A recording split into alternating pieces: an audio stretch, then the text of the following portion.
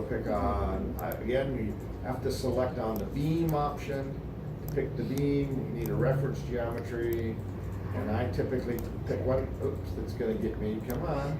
Pick one that gives me an easy way to pick my orientation. I want to go down, and I'm gonna put, let's say, 6,000 over here, because it's a fun number. We'll make the arrows big.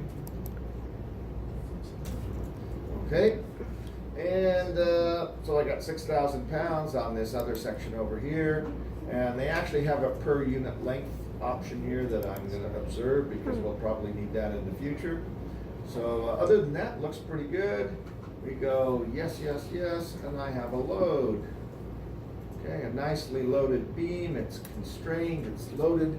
It's taken me a whopping 40 minutes, well, 30 minutes, and most of that was explaining how to get the weldment profiles. Okay? We believe? No, everybody's far too busy clicking. Okay? Or scowling. So, or both. So now what we need to do is we need to go create the mesh, and when we hit the create the mesh button, strange things will happen. Our beam vanishes. And instead, you get a tube. we get a tube. And that's because Beam. it's a beam, and it models everything as a tube, and it goes, I'm not going to maintain a shape. I'm just going to give you a blob. Okay?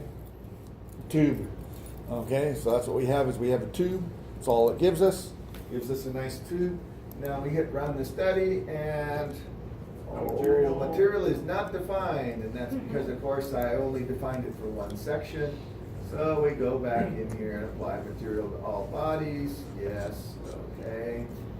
And then we go run, and it goes boom, and we have results. Isn't that nice?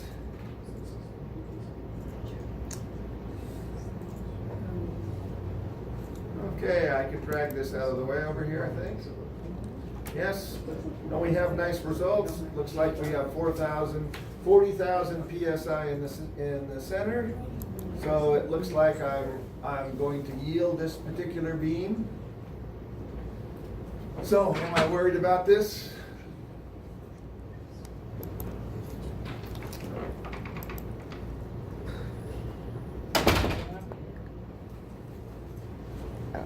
Yeah. Am I going to park my car under this beam? No.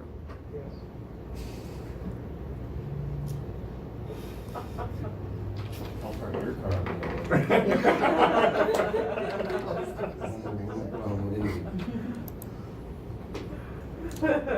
That wasn't exactly the question I asked. Yeah. I think I'm going to. I thought I chose my words somewhat carefully. Are you going to park your car under that beam? Nope. Nope. Why not? Under?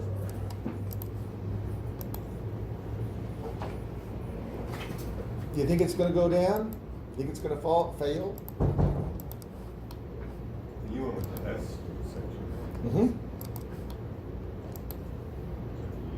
I use different loads too, and it's longer. So it's all different than yours. But do you think it's going to fail?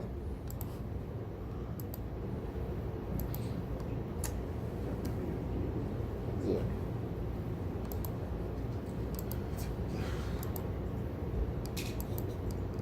Okay. How many here think it's going to fail? How many here don't think it's going to fail? Okay, I got two. How many are scared to answer? What was the material? Or I should say, how many are not scared to answer? Okay, so that's the, well, What material was it? A36. Oh. Yield strength of, Yeah. Right, so it tells you on the bar graph that it yields yield strength. Right. yeah. Do we believe it?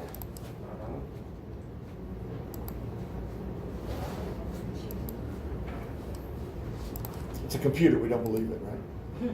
Okay. Actually, this particular case, We do believe it. it's pretty close. I'm probably inclined to at least take it real seriously, right? Because, heck, first of all, it's over the yield strength. And it's over the yield strength not at a place where it's necessarily artificial. Right. It's not where I'm putting the loads on. It's not where I have a constraint, right? It's over strength right over here in the middle, right? Where, away from my displacement constraints and other things. So I'm not thinking this is an artifact of the model, assuming my loads were representative of what I want to park on it. See, the 6,000 pounds is probably my pickup. 4,000 pounds is at least somebody's car out there. So we've got my pickup on one end of it and a car on the other end of it, and it's what, a 5-inch? It's a 5-inch S-beam? I think it's unhappy.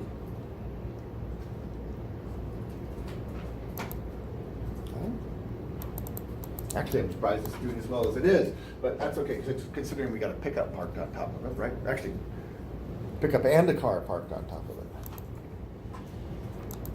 I don't think my pickup's gonna go over 6,000 pounds. Might, but I don't think so. It actually probably does. Okay, but not by a lot. So yeah, I'm kind of worried about this. Certainly gonna check it out, but I think I'm kind of worried about this. This looks to me like it's going down. Okay. And we got the stress is, it's not a stress concentration. Stress is uniformly distributed over a whole bunch of things, right? It's not looking good. We can of course do our probe tool, right? We can go figure out where it's bad. It's gonna be bad right about here, right? In fact, I picked it the first time. Even got coordinates from it there, right? X location, and of course, you notice these other two are basically, where's it located? It looks like 81.7 inches, and then I have something that says E minus 15, something else that says E minus 15, which to me sounds a lot like 0. I don't know about you, but I can't measure E minus 15 inches. Can you measure E minus 15 inches? I'm not sure the semiconductor guys can measure E minus 15 inches, though they probably can. And they're the biggest animals that are out there. Okay, so anyway, looks like we're doing that, we're seeing this. We're actually looking at axial and bending loads on it. We can, of course, look at there are other things you can look at. You can go edit your definition, and there are other things we can look at. We can look at axial loads, the bending directions, the bending stresses. We can look at a torsional stress if there is one, and we can look at the shear stresses in there. All of those are possible. I'm going to leave the axial and bending in there. It's not a bad thing to look at. Okay. We can also look at the displacement. And it tells me that it's deforming down here over an inch, right? And that's before it starts yielding. When it starts yielding, it's going to be further down than that. Right? And when it starts yielding, guess what? It's going to keep yielding because it's got, I mean, it might get a little bit of work hardening, but we're not going to get very much. So it's going down. I'm glad you parked your car underneath it, not me. Okay, so wasn't that easy? Let's see, what'd you have to do? You had to draw 3 lines. Well, you had to deal with the internet. You had to go download those weldment profiles. You had to go put them in the right place. Okay? Okay, so that's what we had to do. We had to download the weldment profiles and put them in the right place, and then we just had to go pick the right ones, right? But you guys can all do that. Apparently we can't.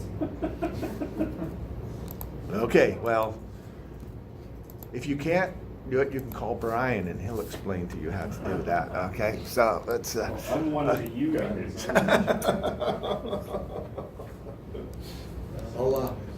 I I have to pick on somebody in here, right? So That's the, okay, questions on this one?